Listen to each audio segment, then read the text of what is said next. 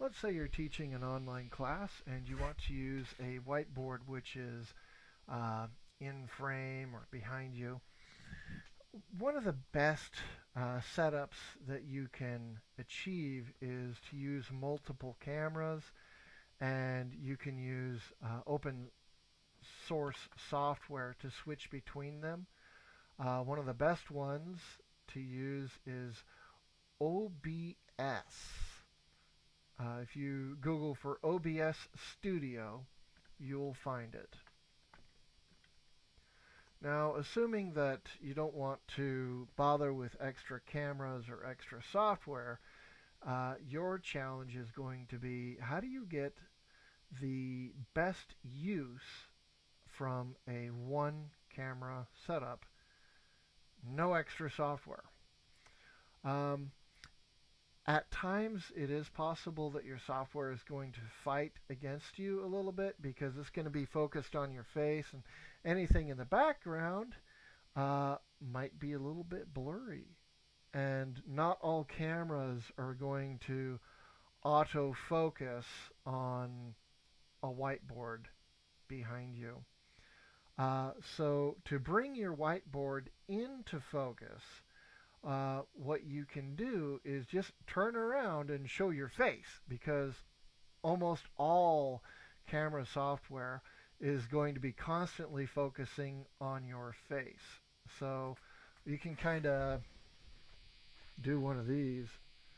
So I'm over here, I turn around, it can see my face, and my whiteboard is only a few inches behind me.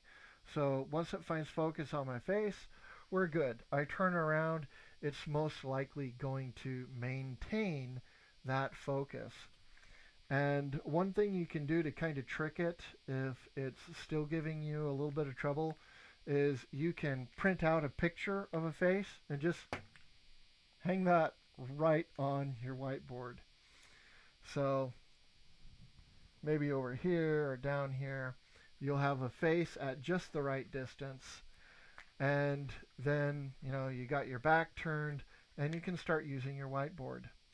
Now, one thing that a lot of teachers don't realize right away is that your software for doing your online classes can often be a benefit that you use with your whiteboard at the same time. So, for example, I have made a very simple verb conjugation table. I, you, he, she, it, we, you, they. And we got the blanks. And instead of teaching a class by writing words and erasing and writing and erasing and writing and erasing, what I'm going to do is just get a screenshot of my board. And so what I'm going to do is I want to maybe show my face for a second to get my camera focused, and then duck out of frame and go to my camera feed. So it is maximized. I'm seeing it as big as I can. That helps me to get a good quality screenshot. Now that I have my screenshot, I can minimize my camera feed, and the program I'm using today is called ClassIn, which has a what you could call a virtual blackboard. I can write words on it, I can draw pictures, and I can paste pictures. So I'm going to paste in that picture I took of my whiteboard. And now what I can do is I can write words directly on top of it. So we can take the verb eat, and then conjugate that first person, second person, third. I eat, you eat, he, she, it eats. And then I can select that image, paste it again, and all I got to do is just keep filling in the blanks.